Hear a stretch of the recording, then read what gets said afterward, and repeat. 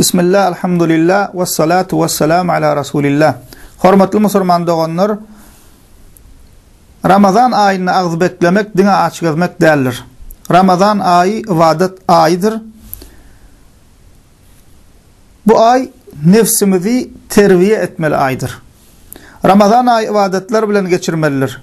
Köpürak Kur'an okumalı, köpürak Kur'an hatim etmelidir. Kur'an okap bilmeyenlerimiz başardığı Kur'an okumalıdır.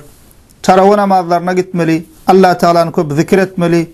Koşmaça taravihdan ziyade hamname gecelerine ve gündüzlerine nefil namazı kılmalıdır. Gıynansaq da kâbir kişiler bu mübarek ayın kadrini bilmeyen vaqt öldürmek bilen meşgul bolýarlar. Ağız bekleýärler we diňe yatıp geçirýärler ýa-da internetde wagtyny boş zatlara harjaýarlar.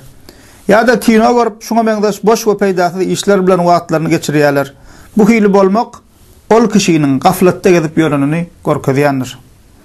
Musulman olanlar Ramazan ayı hazinedir, kadrini bilelim. Köpürak ibadet edelim, tawba edelim, gözyaş döküp günahlarımız için Allah Teala'dan bağışlanma dileyelim. Yaramaz enliklerimizi taşlayalım. Müslüman olanlar ağız beklemek dine açık etmek değerlir. Ağız beklemek ibadettir. Ramazan ayında yiyip içmekten saklanışımız yali gözümüzü, dilimizi, kulağımızı haram ve boş işlerden saklamalıdır.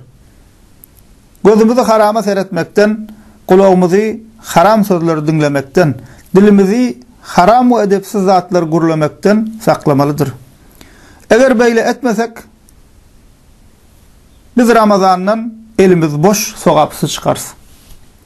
Ve ağız beklememiz dine guri açlıktan ve yadavuluktan ibaret bolur.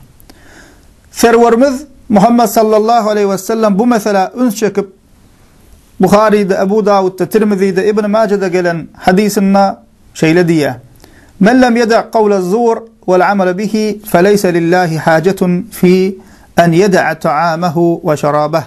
Kim ervet yalan sözü ve boş işler taşlamasa Allah Teala onun yiyip içmek taşlamağına muhtaç değildir diye. Bukhari, Müslim hadis kitaplarına gelen başka bir hadisinde Peygamberimiz sallallahu aleyhi ve sellem şeyle diye: "Es-siyamu cunneh فلا يرفث ولا يجهل وإن امرؤ قاتله أو شاتمه فليقل إني صائم." Orada kalkanlar, oradalık kişi ervet söz gürlemesin, ervet hareket etmesin. Eğer bir kişi onun bilen dava edecek bolsa, urşok bolsa ya da sövse men oradalı disin diye.